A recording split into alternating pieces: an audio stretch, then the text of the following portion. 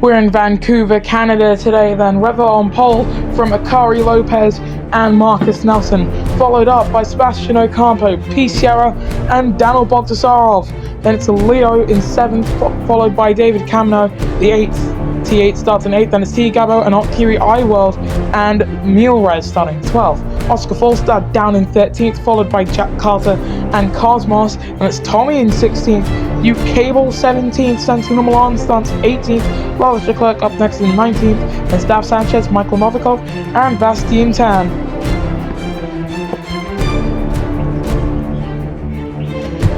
Well, we've had a hell of a lot of interesting races, but we're back in Vancouver.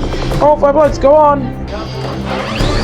Boogity, boogity, boogity, let's go racing, boys. And that's a very good start from Rubbo off the line. I've always wanted to say that, to be honest, but Akari with a better start still as they come through the first 3 turns. Akari with the inside line takes the lead of Vancouver E3, followed by Rubbo and Ocampo. Tommy with a 5-second time penalty. The top 4 all-world drivers champions as Marcus Nelson doing his best job to defend from Leo and attack Sebastian Ocampo to try and get himself up into 3rd position. Championship rival to Ravo, T. Gabo, only 10th off of the start, but still Nelson doing his best to hold off P. Sierra, Leo and the rest of the charging pack. So on this opening lap, Akari getting a corner cut warning, his teammate seemingly doing the same thing, but Pete Sierra up into 4th position. Santino Milan in the other Nissan Nismo car getting a 5-second time penalty for causing a collision with one of the cars in front of him, considering how close the field is. But on lap 1 of 17, Akari Lopez leads the pack from Rebo, Ocampo and P. Sierra, with Anot Kiwi also falling victim to a 5-second time penalty then.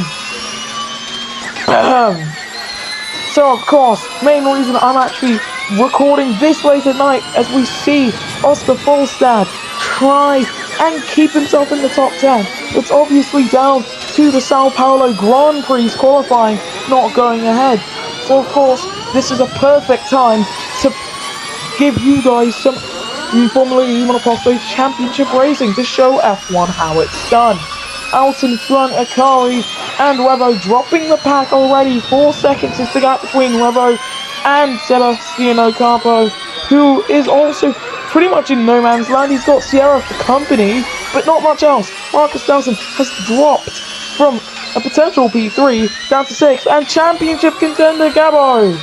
He's got himself a time penalty. He's outside of the points in 14th, but it's still not ideal for him to get a time penalty, especially considering how chaotic races at Vancouver, races in Canada in general can be. Akari Lopez setting a new fast lap of the E3 103 there, and you can see it's literally so close between 8th and I'd say 13th with Cosmos. You can put in T. Gabo in 15th to have a little bit of a stopgap there, but you can see the back of the pack. There is no certified back. It's like a funnel but upside down. You have the narrowest fight for the lead possible, and it's not even a fight now. Rebo has dropped to 2 seconds away from Akari as they make their way to the hairpin. But we look to U Cable, who's dropped to last position, and he's still he is actually in that fight for the points paying positions as iWorld gets himself up into the points paying positions, into 10th position, but he's fighting with Oscar Falstad. Didn't have the best qualifying, but he's trying to do all he can to repair the issues he's made there. But iWorld's going to have the inside line coming into the final chicane. Marcus Nelson sets the fastest lap as he's got himself back ahead of P. Sierra, but they go side by side into the first chicane. Nelson holding on and keeping himself up in 4th. Nelson not being the only one getting past P. Sierra. Leo now trying to do the exact same thing in 6th position currently, trying to get himself up into 5th. But you see, these guys, they've all got attack mode because Ocampo is giving Nelson attack mode. Or as if it's just a little bit of a champion's present. Because remember, that top 5 is filled to the top 4 is filled to the brim with champions. Every single one of them is a champion. Akari season 15 champion. Ravo is the reigning champion. Ocampo is the season 14 champion. And Marcus Nelson is the season 9 champion. But Of course, it's all down to how good these drivers are. That's how you know. And their championships weren't just flukes. That is pure skill. As here comes Nelson. He's going to try and get himself back up into the top 3. But he's not quite close enough to do it. He's going to need something more. But we've got yellow flags as Kamino comes into pit lane. And it looks like that's for Daniel Bogdasarov hitting the wall of champions. He's coming through that final chicane. As we see Tom and Mures both coming to the pits. David Kamino has just come out of pit lane there. And that number 88 Braun Honda. So of course these guys are all going incredibly short on their opening stint. It'll likely mean that even if the second stint is the same length as everyone else's, they might have to do a second stop and therefore a third stint with the tyres. Because of course, when you pit earlier than everyone else, you'll have fresher tyres than them initially, but then they'll all come into the pits, and now you've got the more worn tyres. So of course, it's all a bit of a guessing game of whether or not it's safe enough to come in now or wait later. Carlos has gotten himself a track limits warning as into the pits comes Revo, into the wall go the race leaders, Akari and Revo both into the barriers. Marcus Nelson takes the lead, Ocampo comes into pit lane, as, oh dear, they both tried to come into the pits, and they've got damage. Akari Lopez has lost part of his front wing, as into the pits finally comes Revo, as Revo actually got himself into the pits, no he hasn't, and Akari is out of the race. Revo still struggling to get that car turned, and he's out too. And for the second week in a row, Revo will not finish. I think that's actually the third race in a row, because he didn't finish his home race. Did he finish? Oh, that's some amazing fireworks. I can't recall whether or not he finished in Buenos Aires, but he did absolutely not finish last time out in Punta del Este. We go back racing on lap 6 of 17, 11 laps to go here in Vancouver, Canada, and it's Marcus Nelson who leads this E3 from Leo and Daniel Bogdasarov. Sebastian Ocampo has dropped down to 5th position, and it's because he's come out of the pits, but he's 4 seconds off the race lead. Ocampo is now firmly in despite the lead, and I don't think there's a question about it. I think he has got this race in the bag. As into the pits comes Marcus Nelson. Into the wall goes Marcus Nelson. That tyre barrier is probably too close to the racing line, but I'm not too sure how much further away it could be. But Nelson's still in this race and able to come into the pits with green flags now through that third and final sector. So the greens were there for quite a while compared to the yellows. Thankfully, Nelson's still in the C3, but Akari and Revo both out of this race due to issues down at that turn. And of course, issues with that turn not being too helpful. But this race in Vancouver and the race in Rome, want to know those two races, and also I'd say Punta del Este, a normal lap time around here for all of those 3 tracks. Those are the 3 tracks, the only 3 tracks on the calendar where you spend more than 70% of the time on the throttle. They had to add chicanes in Vancouver and Rome because our governing body said that maybe it was too quick. Sierra trying to get past Gabo behind us as Volstad getting a corner cut warning, so Gabo drops to P3, then Iworld staying out. Sanchez in the wall spinning! It's Dav Sanchez, but he does get himself into the pits. Wasn't the ideal way to come into the pit lane, and I think there's a broken front wing back there that isn't. It's pretty weird where they've decided to build a track as Marcus Nelson! Oh dear! And as it looks like he might have been on the cusp of a comeback season, Marcus Nelson finds himself with a rear puncture. We've seen this so often in this championship that you think the teams might actually be a little bit used to having tyre blowouts. But that's just how it has to be, I guess, for the Sportsline man, who is still in the championship fight. But the other man in the championship fight, T. Gallo, absolutely hating his tyres right now. Ocampo goes across the line. Let's lead another lap. Cosmos getting himself a time penalty for colliding with the back of Leo. That's a brilliant firework that we're seeing. As here comes Novikov on an QE trying to go around outside the American, going up against the Hong Kong driver, trying to get himself up into 6th.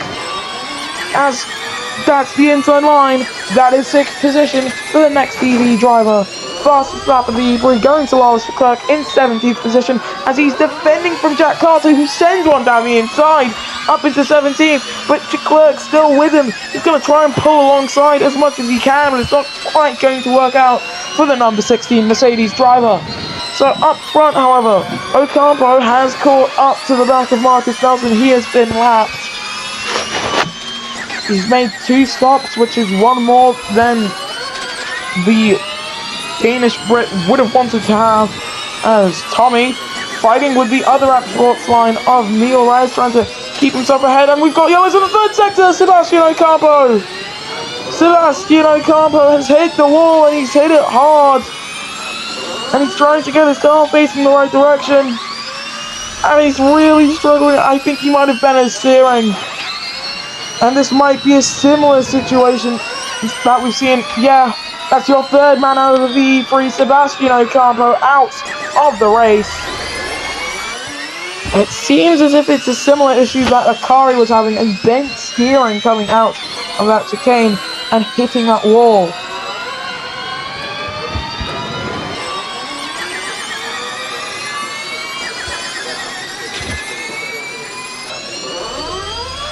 VSC ending then, so P. Sierra now leading this race.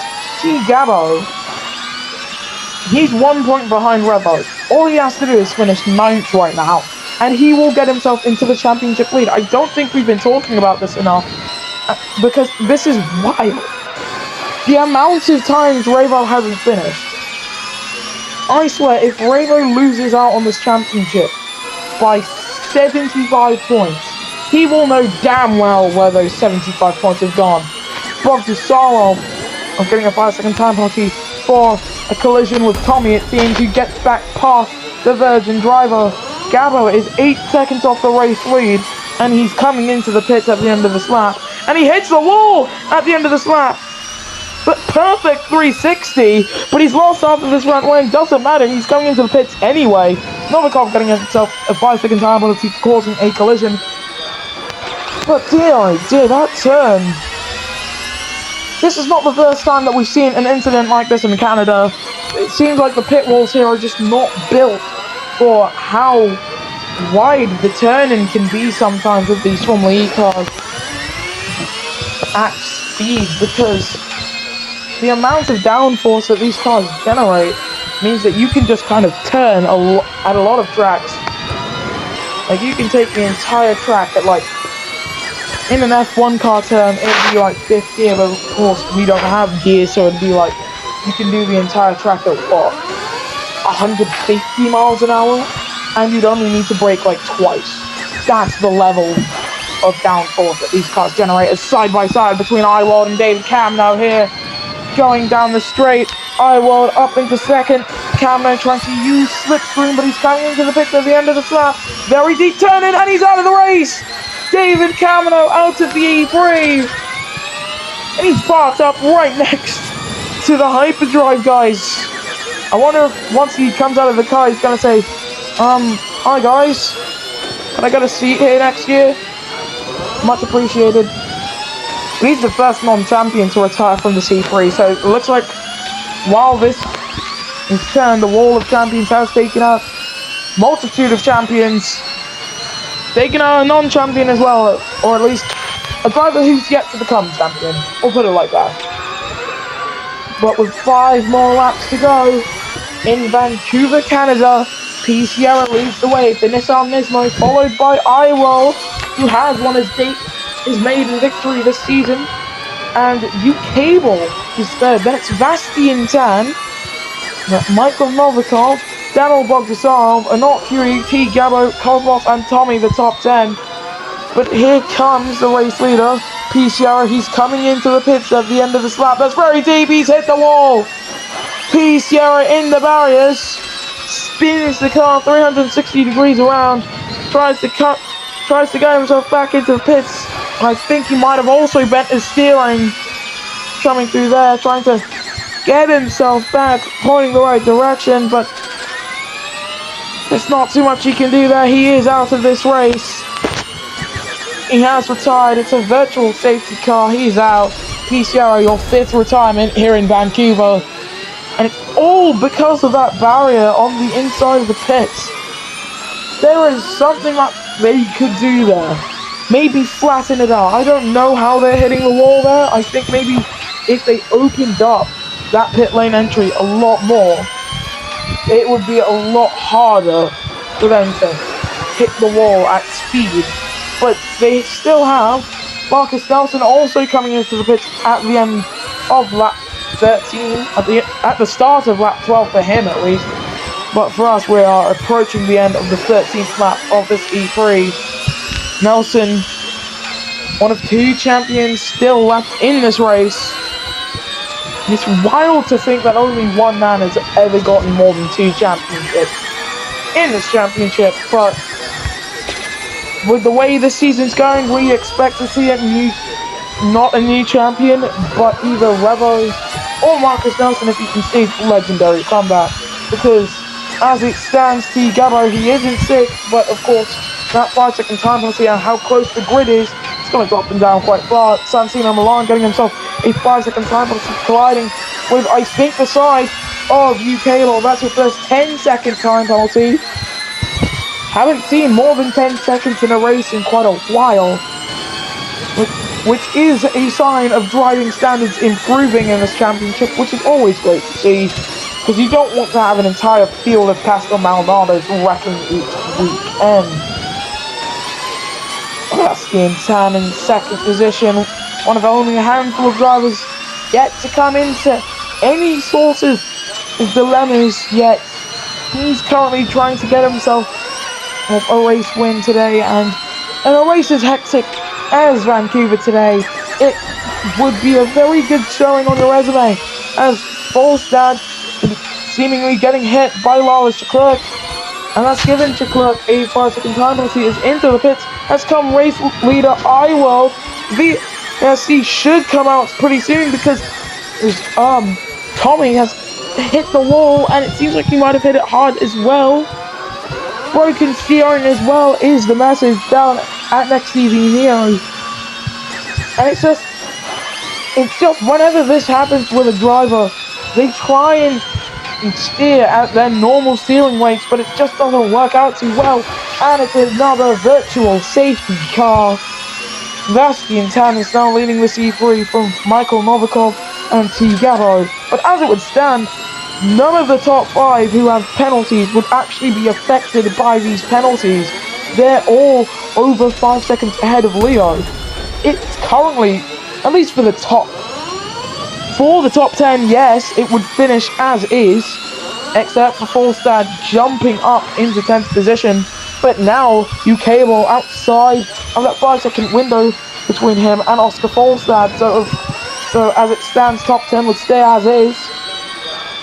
So coming across the line to start lap 16, and yellows for Michael Novikov. Novikov in the barriers. And Gabo in pit lane. In comes Novikov with Gabo. That's his 3rd stop.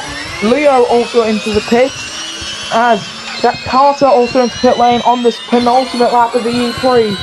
But Vastian Tan out in front is looking for a race win with McLaren TGR. Once again, in his career, a very good finish. But in Vancouver, Canada, there would be nothing else anyone would want to see than a race winner to come completely out of left field.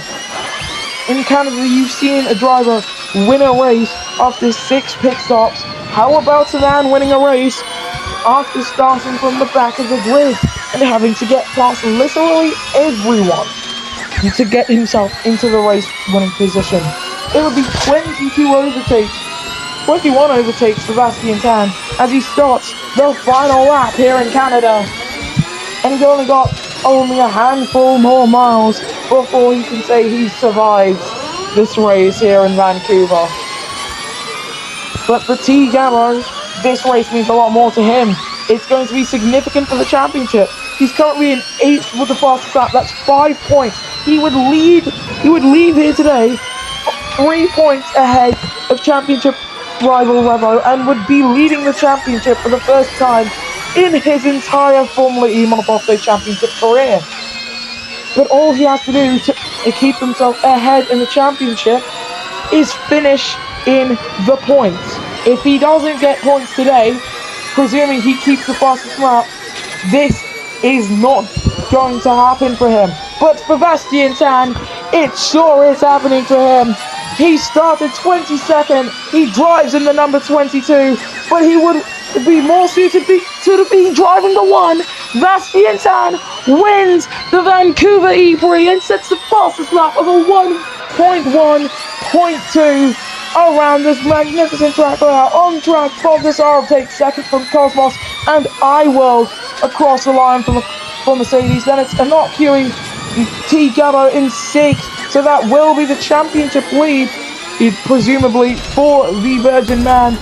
Michael Novikov setting a 59.599, first sub 1 minute lap time. Jack Carter going for a 59.3. Oscar Folstad comes across the line and with a 58.8. And last man to come across the line is the Sportsline man, Marcus Nelson. You must be thinking, if it wasn't for that puncture, I would have won today.